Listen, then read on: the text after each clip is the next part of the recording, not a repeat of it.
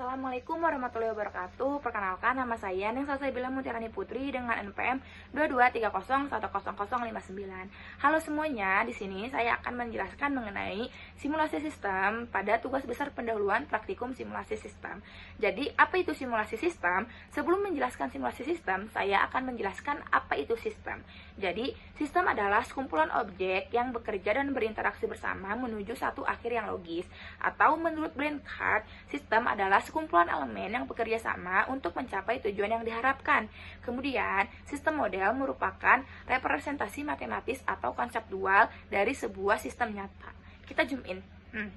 Nah, sistem model ini jika modelnya cukup sederhana dan dapat dipecahkan oleh solusi analitik, maka tidak perlu digunakannya simulasi. Sebenarnya bisa menggunakan simulasi, tetapi untuk apa? Jika menggunakan solusi analitik saja sudah mendapatkan jawaban yang tepat. Ini didukung oleh teori Kelton pada tahun 2003. Tidak semua masalah yang dapat diselesaikan oleh simulasi harus dipecahkan dengan simulasi. Simulasi ini akan efektif jika model matematika ini terlalu sulit dan tidak mungkin. Kemudian, ketika dinamika sistemnya sangat kompleks, dan yang ketiga, ketika animasi adalah suatu hal yang penting. Nah, kemudian apa itu simulasi? Jadi, simulasi ini merupakan imitasi cara kerja, fasilitas, atau proses, biasanya menggunakan komputer. Kemudian, menurut Schreiber, simulasi ini merupakan proses memodelkan proses atau sistem menggunakan komputer untuk mengetahui respon dari tingkah laku suatu model yang didasarkan oleh sistem nyata dari waktu tertentu.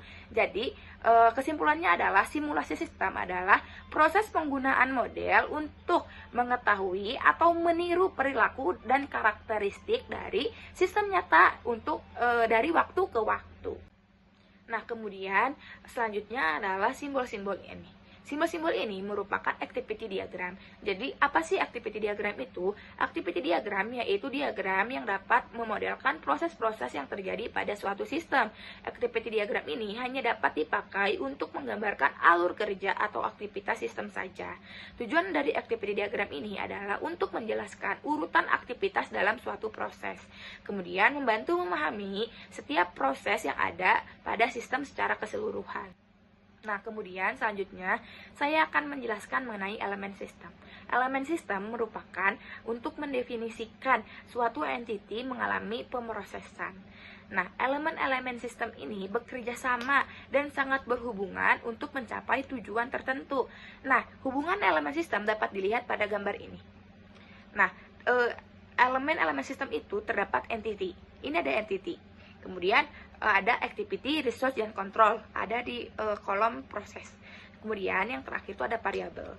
Nah, bagaimana cara menjelaskan gambar ini? Saya memakai contoh kasus pelayanan photobox.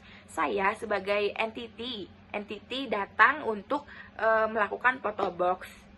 Nah, kemudian saya memasuki room photobox, itu adalah proses di mana ada activity, ada resource, dan ada control. Control itu merupakan aturan cara bekerjanya sistem.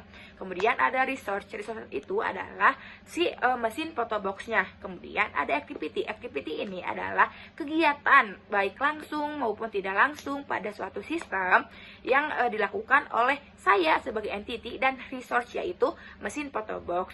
Kemudian setelah saya menyelesaikan kegiatan saya di proses, saya akan keluar, itu ada di outgoing entities. Nah, selanjutnya saya akan menjelaskan mengenai elemen sistem variabel. Elemen sistem variabel ini terdapat 3. Yang pertama itu ada variabel status, yang kedua ada variabel keputusan, yang ketiga ada variabel respon. Nah, variabel status ini merupakan status atau kondisi pada sistem di waktu-waktu tertentu.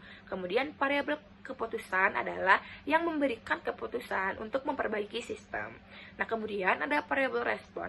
Variabel respon ini adalah dampak atau aksi ketika setelah adanya variabel keputusan. Nah, selanjutnya saya akan menjelaskan mengenai keunggulan, kerugian, dan kesulitan dalam menjalankan simulasi sistem. Keunggulan menjalankan simulasi sistem salah satunya adalah sangat fleksibel, kemudian alternatif yang mudah dibandingkan, dan dapat mempelajari sistem dengan frame waktu yang lama. Kemudian, kerugian dalam menjalankan simulasi sistem yang pertama adalah mahal untuk dikembangkan, serta biasanya menghasilkan output dengan volume yang besar.